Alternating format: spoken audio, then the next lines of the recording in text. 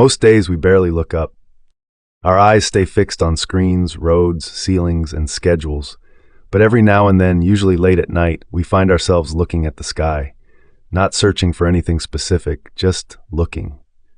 Humans have done this for as long as we have existed. Long before cities, electricity, or even language, we looked up at the stars. The question is not what we see up there. The question is why we keep looking. For early humans, the night sky was not decoration. It was a presence. There were no artificial lights, no screens, no glowing cities.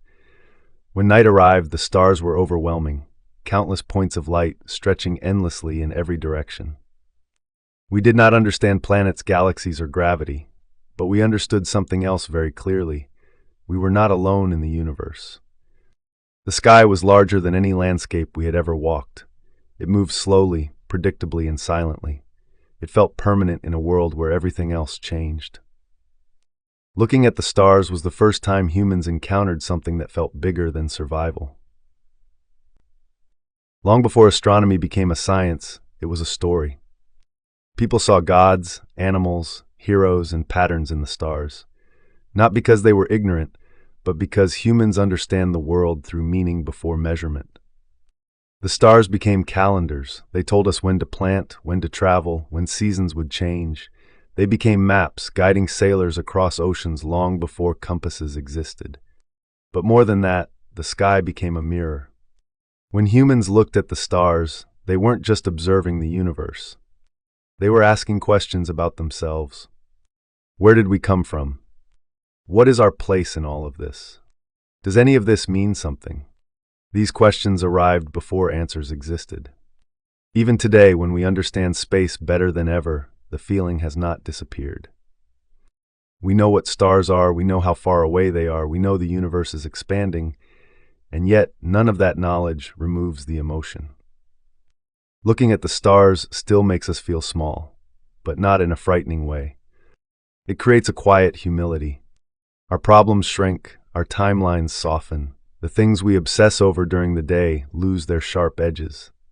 There is comfort in realizing that the universe does not revolve around us, that we are part of something vast, ancient, and ongoing.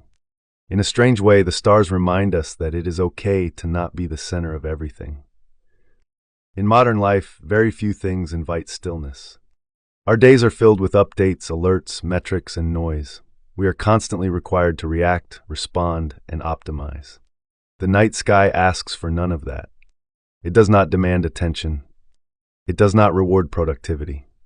It does not change if you understand it or not. Looking at the stars is one of the last experiences that requires nothing from us except presence. That may be why people still find themselves looking up, on rooftops, balconies, highways, or during power cuts, when the noise fades and the world slows down. The stars offer a rare kind of silence. Perhaps humans do not look at the stars to find answers. Perhaps we look because for a moment the questions feel lighter. Because the sky reminds us that our lives are part of a much larger story, one that does not rush, judge, or demand explanations.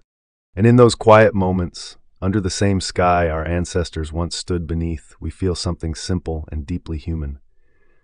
A sense of belonging to the universe, even when we don't fully understand it. This has been Human After Hours. Thank you for spending these quiet minutes here.